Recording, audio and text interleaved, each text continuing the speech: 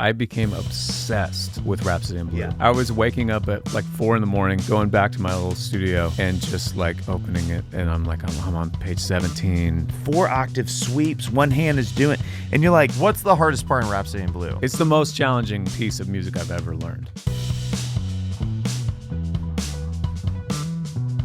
we have a piano in our front room, and John and his family live across the street. And, we'll be hanging or something, and John will just go in and play. And it's especially fun when he's working on a classical piece because, those are so aerobic. For me to sit in a room while he does that, it is the coolest thing. I just get so geeked. I just feel like I can't believe I get to do this. Like, people would pay so much money to sit and listen to somebody play. Yeah. I mean, he was working on Rhapsody in Blue, and he would come over and play it, and it's just like...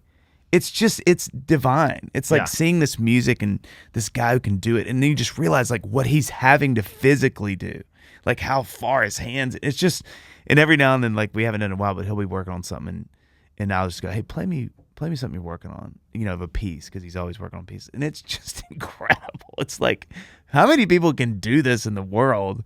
And then, this guy that I know really well lives across the street and does this, and he can do it. And he can do it. It's incredible.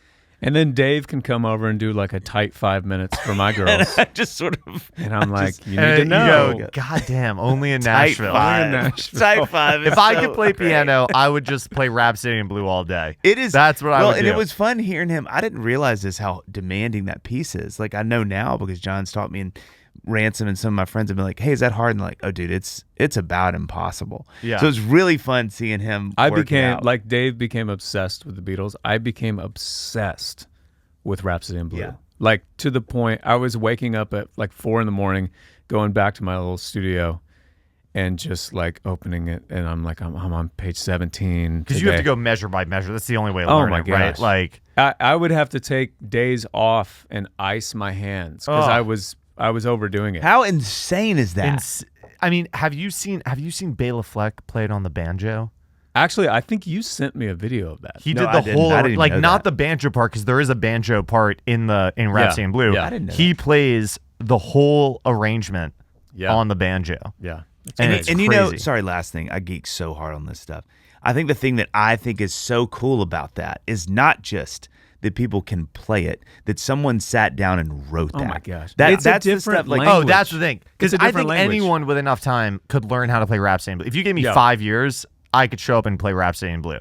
Not that wouldn't take dedication or whatever, but to write it, that's the thing, right? Well, and John has really helped me understand about that. Those kind of, I know Rhapsody in Blue is not really classical music, but just that, like, that era of classical, that it's not just like I think that's why you have to see somebody play it, because it's one thing to listen to it, but when I watch John play these pieces, you're like, how do you do that? Like, how do you physically, you're doing like 4-octave sweeps, one hand is doing, and you're like, somebody wrote that, like, and had somebody obviously that could play it, or you wouldn't have written it, and just to think the ability, like you said, not just that you're doing it, but like somebody was like, okay, no, I think you can physically, okay, if I do that, then I'll have him do the left hand. Okay, no, that's possible. And then they had the idea, but then eventually you got to go to sleep.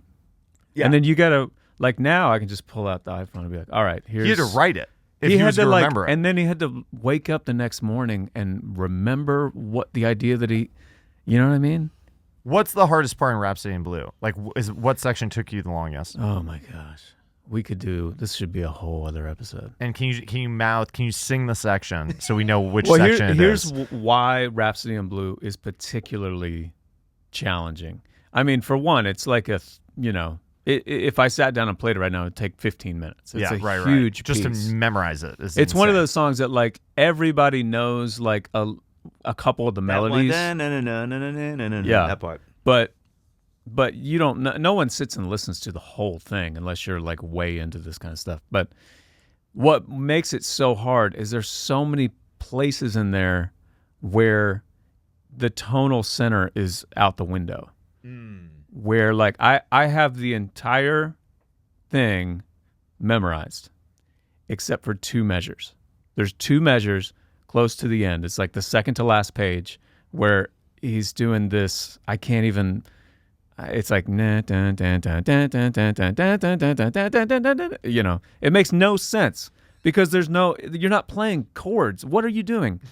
You're playing these weird chords, but they're changing chromatically, but not at a 1-to-1 ratio going down. You don't know what you're playing. I'm imagining. I just had the funniest image in my head where Gershwin is like, "All right, Johnny, you took it home. What do you think?" And he says he's like, "What are you doing? What is these two measures here? What are they?" I don't. There's so many spots that are incredibly challenging. That it's the most challenging piece of music I've ever learned. That's incredible. Think about that. See, that's so cool to have that though. Like, I don't know what that would be for me on guitar, but like that's so cool to know, to have that, to be able to do it. But I will say, this is not the hardest part, but there's a section of it that is one of the more recognizable. It's like the Oh yeah. It's like page 21 or whatever. And I mean, you talk about going measure by measure. Like I would like mark off goals. Like on September 5th, I want to be at this measure.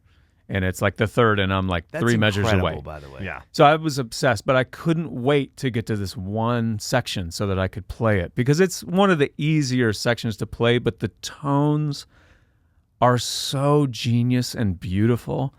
And I was back in my little writer's shed. It's 4:30 in the morning.